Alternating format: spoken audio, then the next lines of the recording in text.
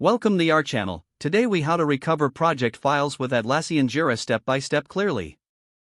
To recover project files with Atlassian Jira, first, log into your Jira account using your credentials. Once logged in, navigate to the sidebar and click on Projects. From the list of projects, select the project whose files you wish to recover. In the project view, look for the Issues tab and click on it. You will see a list of issues related to that project.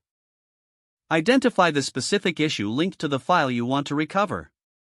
Click on the issue to open its detail view.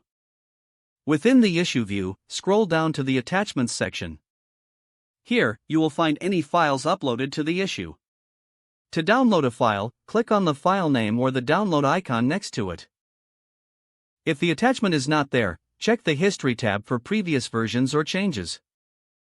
This tab may show if the attachment was removed or modified. If necessary, consult your project history for additional context. To retrieve files from an archived project, go back to the projects list. Search for the archived project and click on it. Once inside, navigate again to the Issues tab. Locate the relevant issue and check the attachments as described before. If you still can't find your files, consider reaching out to your Jira administrator. They may be able to restore earlier project versions or attachments from backups. As a last resort, you can check if you have local copies of relevant projects. Always ensure to regularly back up your files to avoid future data loss.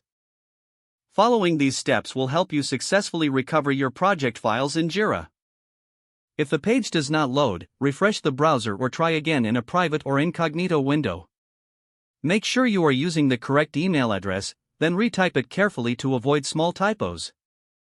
If your password is not accepted, use the reset option and create a new strong password you can remember. Check your spam folder for verification or security emails, then complete any requested confirmation steps. Enable two-factor authentication if available to improve account security and reduce unauthorized access risk. After signing in, review your profile details so your contact information and settings are accurate and current.